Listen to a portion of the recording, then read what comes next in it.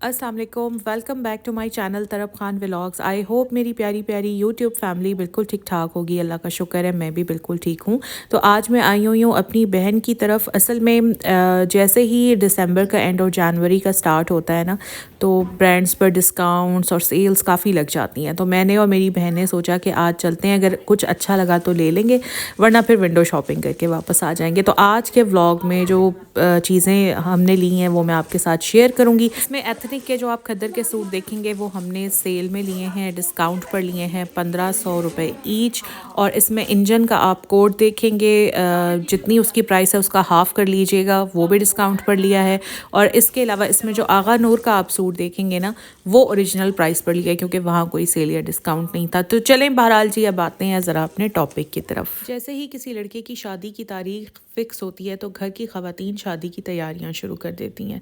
अगर तो लड़की माँ और बहन की पसंद से आ रही है तो खुशी खुशी शादी की तैयारी की जाती है, और अगर खुदा न खास्ता लड़के की पसंद की आ रही है तो फिर बादल न खास्ता ही शादी की तैयारियां की जाती हैं। निकाह के बाद किसी शरीफ आदमी की बेटी को भाभी या बहू बनाकर ससुराल लाया जाता है। शादी के शुरू के दिनों में माँ और बहनों की तरफ से खुसूसी कोशिश की जाती है कि दूल्हा ज़्यादा वक्त दुल्हन के साथ कमरे में बंद ना रहे।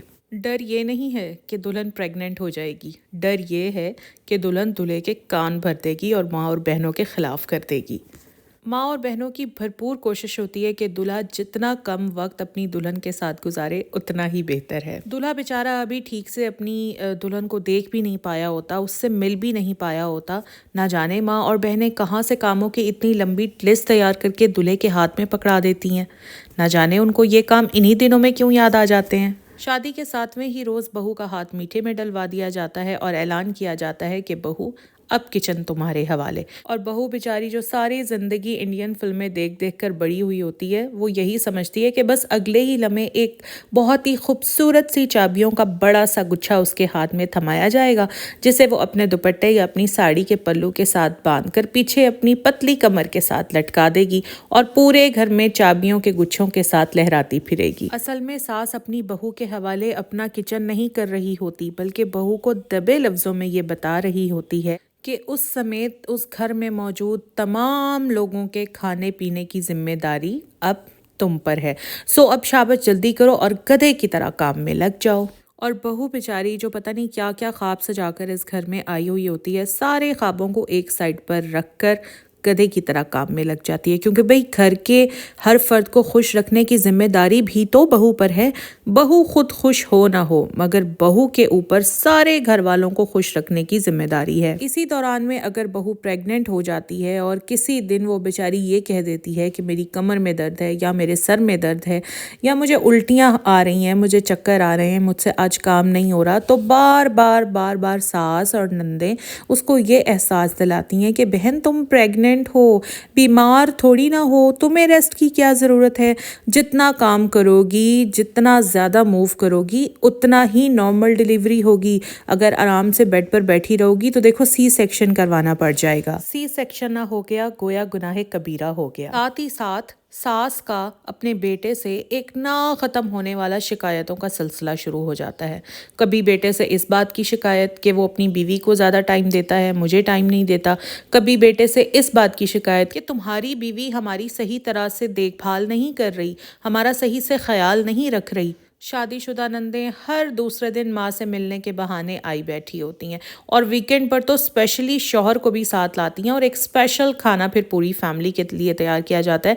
और वो स्पेशल खाना कौन तैयार करता है? घर की बहू। और खैर से इस बहू को मरते दम तक भी अच्छी बहू का टाइटल नहीं मिलता। आई नो बहुत सारी नंदे मेरी ये बात सुनकर अभी ऑफेंसिव हो रही होंगी और उनको बड़ा गुस्सा आ रहा होगा कि भाई हम अपनी माँ के घर ना जाएं। जी जाएं, ज़रूर जाएं, लेकिन जब आप इतना ज़्यादा माँ के घर जाती हैं तो फिर वहाँ पर जाकर ज़रा भाभियों का हाथ भी बटा दिया करें।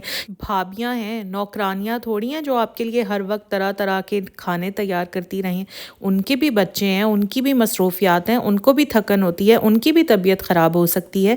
क्या आप लोग ये चाहेंगी, मैं सब नंदों से ये सवाल पूछती हूँ, क्या आप लोग ये चाहेंगी कि आपकी नंदें हर वक्त आपके घर आई बैठी रहें? जब आप खुद के लिए ये पसंद नहीं करती तो फिर अपनी भाभी के लिए ऐसा रवैया क्यों? والدین سے ملنے کے لیے جانا ہے تو وہاں جا کر والدین کی خدمت کریں، گھر کے کاموں میں اپنی بھابھی کی مدد کریں تاکہ وہ بھی تھوڑا سکون کا سانس لے سکے اور اس کو بھی آپ کا روز کا آنا جانا بوجھ نہ لگے۔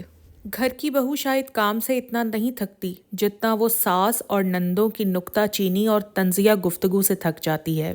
اگر آپ اپنی گھر کی بہو کو خوش دیکھنا چاہتے ہیں نا تو سب سے پہلے اپنی شادی شدہ نندوں کی اپنے گھر میں انٹرفیئرنس کو ختم کریں اور غیر شادی شدہ نندوں کو کنٹرول میں رکھیں۔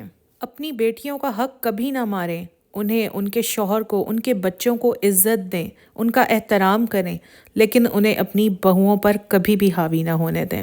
جب تک ایک ساس اپنی بہو کو بیٹی نہیں مانے گی، جب تک ایک نند اپنی بھابھی کو بہن نہیں مانے گی، تب تک ایک بھابھی اپنی نند کو بہن نہیں مانے گی اور ایک بہو اپنی ساس کو ماں نہیں مانے گی۔ جو لڑکی بہو یا بیٹی کے روپ میں آتی ہے وہ تو ویسے ہی اپنے سارے گھر والوں کو پیچھے چھوڑ کر آپ کے گھر میں آئی ہوئی ہوتی ہے، سب کچھ وہ وہیں چھوڑ کر اپنے ماں باپ کے گھر میں چھوڑ کر آ گئی ہوتی ہے، تو وہ زیادہ حقدار ہے آپ کے پیار کی، آپ کے اپنے پن کی۔ آپ لوگ تو آرام سے اپنے ہی گھر میں بیٹھے ہوئے ہیں، آپ کے لیے تو کچھ چینج نہیں ہوا، چینج تو اس کے لیے ہوا ہے۔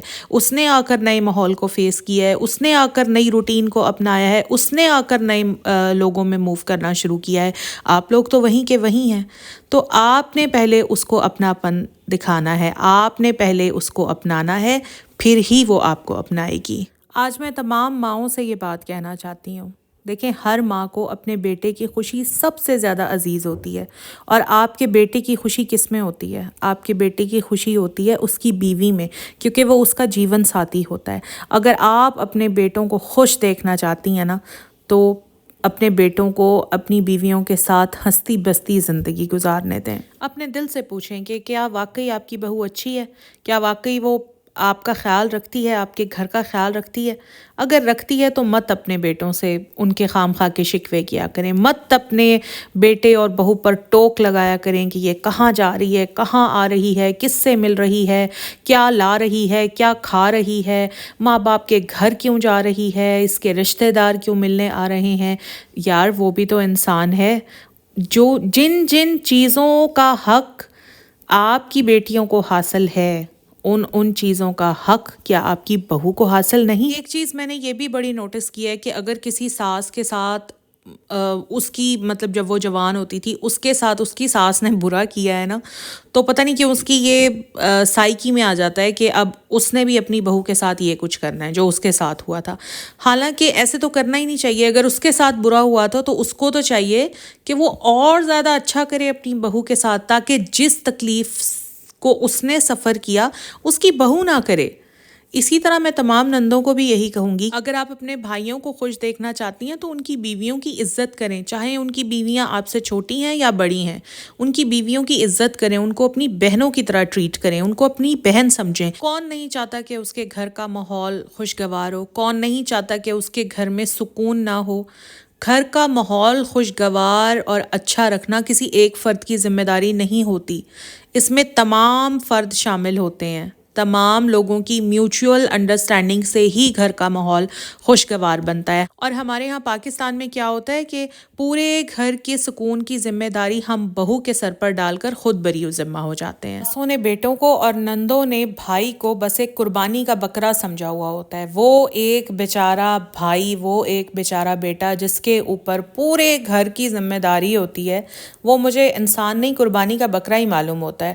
ساس کی ساری خواہشیں بھی اس نے پوری کرنی ہیں، بہنوں کی ساری خواہشیں بھی اس نے پوری کرنی ہیں، اور اس چھوٹے سے بجٹ کے اندر اس نے اپنے بیوی بچوں کو بھی مینج کرنا ہے۔ خدا نہ خواستہ میں یہ نہیں بول رہی ہوں کہ بیٹا اپنی ماں کا خیال نہ رکھے یا بیٹا اپنی غیر شادی شدہ بہنوں کا احساس نہ کرے، نہیں، میں ایسا نہیں کہہ رہی ہوں، بالکل کرے، یہ اس کی ذمہ داری ہے۔ صرف یہ بات کر رہی ہوں کہ اس کی ذمہ داری کو ذمہ داری رہنے دیں، بوجھ نہ بنائیں، کیونکہ ذمہ داری تو وہ خوشی خوشی نبھا لے گا لیکن بوجھ وہ آسانی سے نہیں اٹھائے گا۔ میرے پاس ایگزیکٹ فگر تو نہیں ہے لیکن میرے اپنے ایک اندازے کے مطابق پاکستان میں 80% عورتیں شادی کے بعد میزریبل لائف گزارتی ہیں۔ گھر سے رخصت کرتے وقت بیٹی کو یہ سنا دیا جاتا ہے کہ اب تمہارا جنازہ بھی اسی گھر سے نکلے، اور اس بات کا دم رکھنے کے لیے وہ عورت ساری زندگی اپنے سسرال میں گزار دیتی ہے، چاہے اسے شوہر کی مار کھانی پڑے، چاہے ساس کی گالیاں اور نندوں کے تانے سے آئے دن خبروں میں سنتے ہیں۔ کبھی کوئی عورت غیرت کے نام پر قتل کر دی جاتی ہے، کبھی کوئی سلنڈر پھٹنے سے مر جاتی ہے۔ آج تک یہ بات سمجھ نہیں آئی کہ غیرت کے نام پر ہمیشہ عورت ہی کیوں قتل ہوتی ہے، مرد کیوں قتل نہیں ہوتا، اور آج تک مجھے یہ بھی بات سمجھ میں نہیں آئی کہ جب بھی سلنڈر پھٹتا ہے تو ہمیشہ عورت ہی کیوں مرتی ہے، کوئی مرد کیوں نہیں مرتا۔ بات کڑوی ہے مگر غور طلب ہے۔ بس یہ تھا میرا آج کا ولاگ۔ آئی ہوپ آپ لوگوں کو میرے آج کے ولاگ سے کچھ نہ کچھ انڈرسٹینڈنگ تو ضرور ملی ہوگی۔ اگر آپ کو میرا آج کا ولاگ تھوڑا سا بھی اچھا لگا ہے، کوئی ایک بات بھی اچھی لگی ہے، تو پلیز میرے ولاگ کو لائک ضرور کیجیے گا۔ اگر آج آپ میرے چینل پر فرسٹ ٹائم آئے ہیں تو پلیز میرے چینل کو سبسکرائب ضرور کر لیجیے گا۔ انسٹاگرام کا لنک میں ڈال رہی ہوں ڈسکرپشن میں، انسٹاگرام پر مجھے فالو کر لیجیے گا۔ اپنا خیال رکھیے گا، اپنے پیاروں کا خیال رکھیے گا۔ اللہ حافظ۔